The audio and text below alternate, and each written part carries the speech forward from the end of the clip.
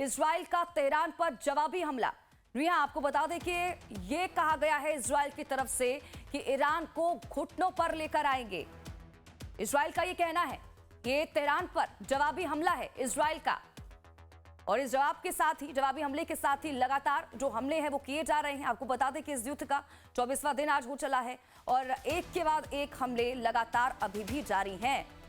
और इस बीच इजराइल की तरफ से तेहरान पर यह जवाबी हमला बोला गया है, जिसमें इजराइल ने साफ किया है कि ईरान को घुटनों पर लेकर आएंगे, यानी कि हमले अभी नहीं रुकेंगे और भी घातक तरीके से ये वार किए जाएंगे। इस बीच एक और बड़ी खबर, ईरान ने इजरायली शहरों पर क्लस्टर बम दागे हैं।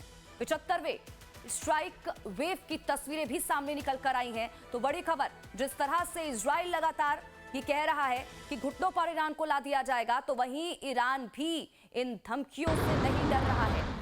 एक के बाद एक हमले ईरान भी कर रहा है। अब ईरान ने इजरायली शहरों पर क्लस्टर बम दागे हैं और ये तस्वीरें देखिए जो सामने निकल कर आई हैं। इन्हीं से जुड़ी ये तस्वीरें, 75वें स्ट्राइक वेव की जो तस्वीरें सामने आई हैं।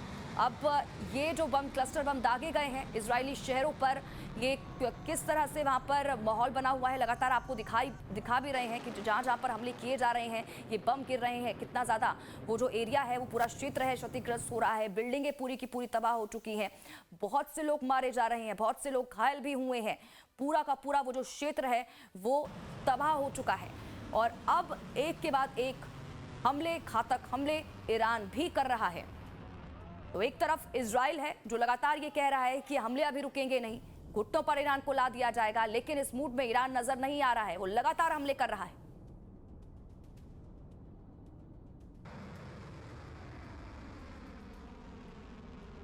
और इसी पर बातचीत के लिए हमारे साथ गेस्ट भी जुड़ चुके हैं। रिटायर एयर कमोडोर हैं रंजन मुखर्जी, वो हमारे साथ जुड़ चुके हैं, डिफेंस एक्सपर्ट है। सर, आपका बहुत बहुत स्वागत करती हूं मैं लाइफ टाइम्स पर। इसके अलावा डॉक्टर अरविंद सिंह है, विदेश मामलों के जानकार हैं, वो भी हमारे साथ जुड़ चुके हैं।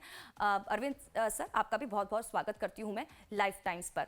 और सबसे पहले सर मैं आपसे यही जानना चाहूंगी रंजन सर, अब क्योंकि देखिए 24वां दिन इस युद्ध का हो चला है, 28 फरवरी से इसकी शुरुआत हुई थी और दूसरी तरफ अब ईरान की तरफ से जवाबी हमला ईरान पर किया गया है। वो ये कह रहा है कि घुटनों पर ईरान को ला दिया जाएगा। इस बयान को आप किस तरह से देख रहे हैं? क्योंकि एक तरफ देखिए बातचीत के जरिए इस सभी देशों को एक साथ टेबल पर लाने की कोशिश की जा रही है, क्योंकि डायलॉग डिप्लोमेसी की भी शुरुआत हुई। दूसरी तरफ इजराइल की ये जवाबी हमला क्या बताता है?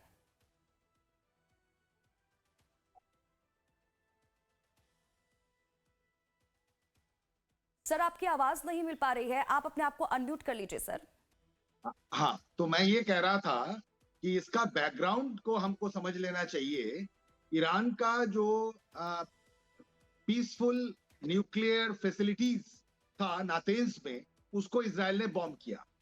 तो उसकी जवाबी हमले में डिमोना में जहां पे न्यूक्लियर फैसिलिटी इजराइल की है, वहां पे इजराइल ने भारी क्षति पहुंचाया उनको, ईरान ने।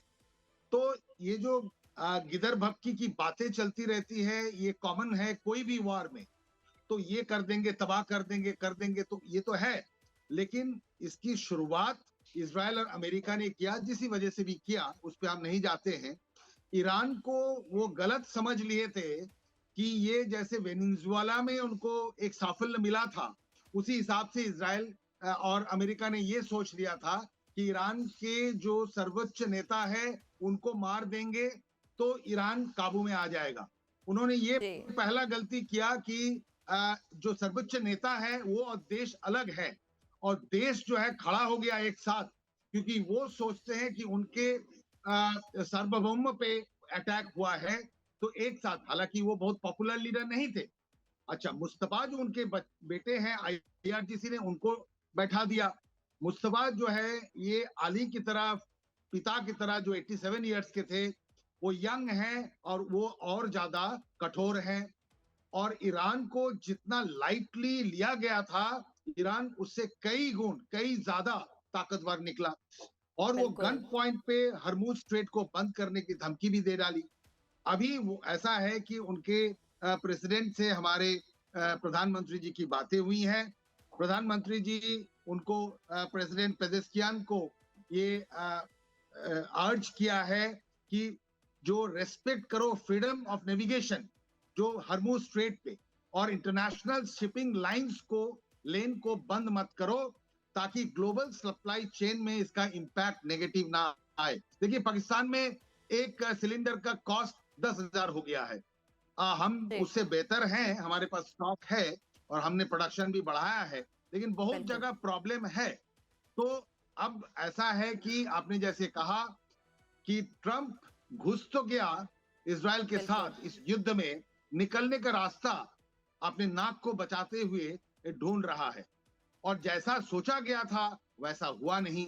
ये बहुत टफ फाइट दिए और उनका जो आयरन डोम था उसको भी नास्तनबूद कर दिए, उसपे कई होल्स, छेद दिखा दिए, उनकी खामियां दिखा दिया गया, ईरान ने दिखा दिया।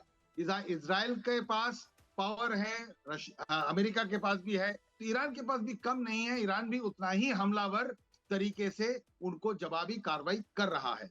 तो ये ऐसा है कि मॉडरेशन के लिए काउंसिल अभी हम लोग को भी करना चाहिए। इसमें ब्रिक्स एक बहुत इंपॉर्टेंट रोल अदा कर सकता है।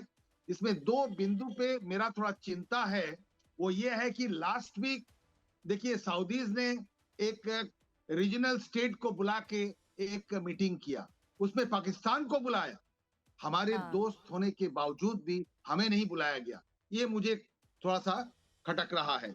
और ईरान बिल्कुल, के मुस्तफा जी जो हैं, उनका जो सुप्रीम लीडर अभी बने हैं, वो ईद के दिन पाकिस्तान को एक ग्रेट कंट्री, ग्रेट नेशन बोल के उनको संबोधन किया। और भारत के बारे में वो आहत है, जरूर आहत है। तो उस चीज को भी हमको नजरअंदाज नहीं करना चाहिए। हम लोग देखिए सिविलाइजेशनल फ्रेंडशिप हमारी है दो बिल्कुल, ओल्ड सिविलाइजेशन के तरफ, 7th सेंचुरी से, आज से नहीं है। और हमारे यहाँ पे जब भक्ति मूवमेंट 7th सेंचुरी में स्टार्ट हुआ साउथ इंडिया में, और धीरे धीरे बंगाल में 14th सेंचुरी में आया प्रभु महाप्रभु चैतन्य देव के चलते, उसी टाइम लगभग 7th सेंचुरी में ही ईरान में सूफी मूवमेंट चालू हुआ। तो आज की हमारी नहीं है एक, ये जो सिविलाइजेशनल कनेक्ट है इसको हम लोग को लेके, और जैसे मैंने कहा ब्रिक्स ठीक है सर। एक बहुत हुँ, महत्वपूर्ण संस्था है